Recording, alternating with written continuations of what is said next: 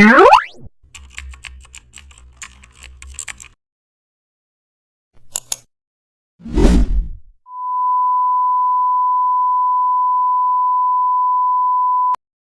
back to the channel. Don't forget to like, share and subscribe for more update. Today we are explore custom shape paper note sticker in Photoshop.